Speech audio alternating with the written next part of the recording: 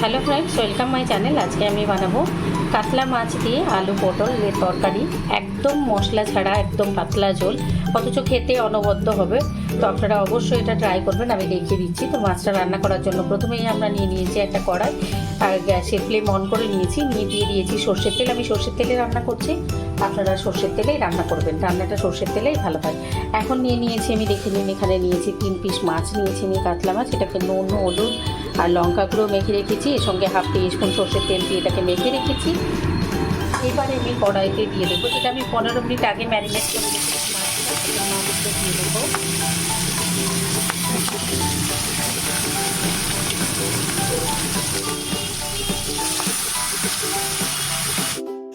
মাছটা দিয়ে নিয়েছি আমি, গ্যাসের ফ্লেমটা মিডিয়াম রেখেছি। আপনারা কাতলা ছাড়াও অন্য যে কোনো মাছ দিয়ে তৈরি করে নিতে পারবেন। মাছটাকে আমি 3 থেকে 4 মিনিট হতে দেবো, তারপর আমি উল্টে নেব। 4 মিনিট হয়ে গেছে, তো মাছগুলোকে এখন আমি উল্টে নেব।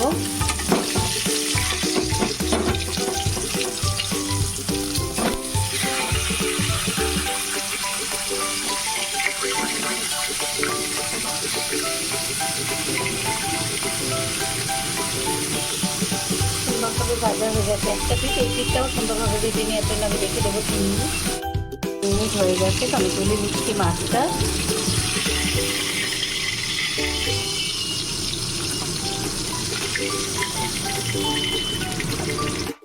তুলে নিয়ে ওই তেলের মধ্যেই আমি আরও 1 টেবিল স্পুন তেল অ্যাড করব। তেলটা নেওয়ার পরে এর মধ্যে দিয়ে দিচ্ছি মৌরি আর কালো জিরে ফোড়ন। নিয়ে এর মধ্যে দিয়ে দেবো পটলগুলোকে আমি ছাড়িয়ে রেখেছি। প্রথমে দিয়ে দিচ্ছি পটলগুলো, এখানে 5টা পটল নিয়েছি আমি।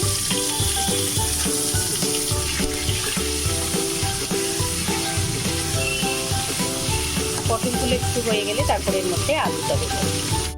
পটলটা 2-3 মিনিট ভেজে নেওয়ার পর এর মধ্যে আমরা অ্যাড করে দেবো আলু।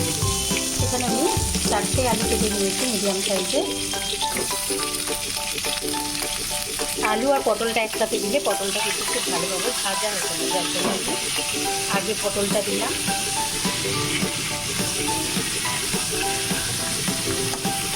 এবারে দিয়ে দেবো ওর মধ্যে নুন।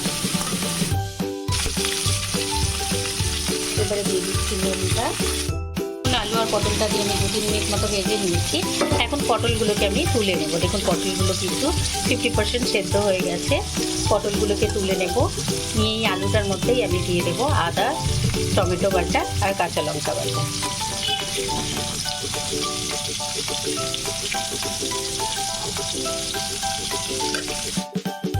এই দেখুন দিয়ে দিয়েছি আমি আদা বাটাটা। পটলটা তুলে নেওয়ার পরে এর মধ্যে আদা বাটাটা অ্যাড করে দিয়েছি। এখন নিয়ে নেব এর মধ্যে কাঁচা লঙ্কা বাটা।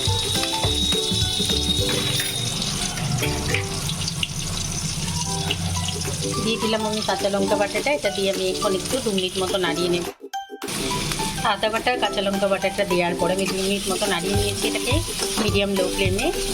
আদা বাটাটার কাঁচা গন্ধ চলে গেছে। এখন আমি এর মধ্যে অ্যাড করে দেবো টমেটো পেস্টটা। দেখুন অ্যাড করে দিচ্ছি আমি, টমেটোটা পেস্ট করে নিয়েছি। পুরো টমেটোটা আমি দিয়ে দিচ্ছি। এখানে মিডিয়াম সাইজের 2টো টমেটো নিয়েছি আমি।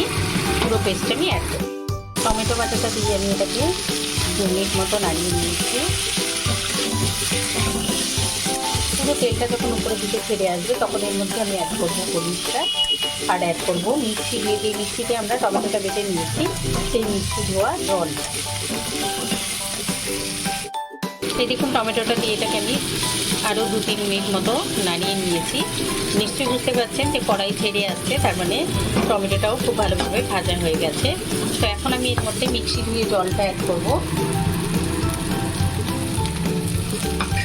যে মিক্সিতে আমরা টমেটোটা পেস্ট করে নিয়েছি সেই মিক্সি ধোয়া জলটা অ্যাড করে দিলাম। এর মধ্যে কিন্তু আমি পেঁয়াজ রসুন কোনো কিছুই মেলাবো না। পেঁয়াজ রসুন ছাড়াই মাছের ঝোলটা খেতে অপূর্ব টেস্টি হয়। তো আপনারা অবশ্যই একবার ট্রাই করবেন। এটাকে এখন আমি একটু ঢাকা দিয়ে দেব, তারপরে আমি ঝোলের জন্য জল দেব। এইবারে আমি এর মধ্যে অ্যাড করে দিচ্ছি পটলটা। পটলটা দিয়ে নাড়িয়ে নিচ্ছি, আর সেই সাথে এর মধ্যে আমরা ঝোলের জন্য জল অ্যাড করব।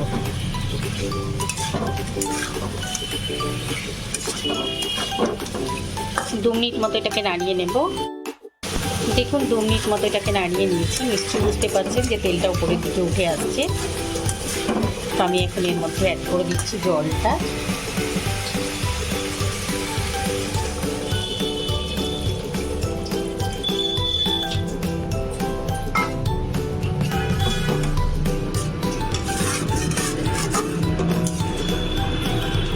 জলটা অ্যাড করে দিয়ে এটাকে ঢাকা দিয়ে ফুটতে দেবো 5 মিনিট।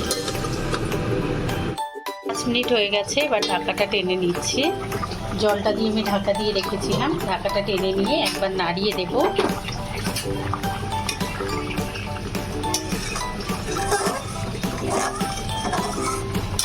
নাড়িয়ে দিলাম, নাড়িয়ে দিয়ে এর মধ্যে দিয়ে দেবো এখন মাছগুলো।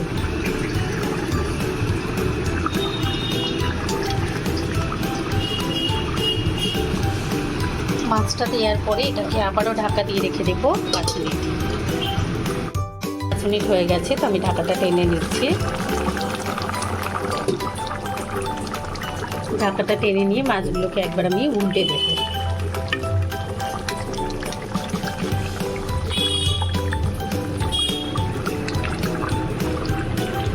মাছগুলোকে উল্টে দিয়ে আমি আবারও 2 থেকে 3 মিনিট মতো রেখে দেব।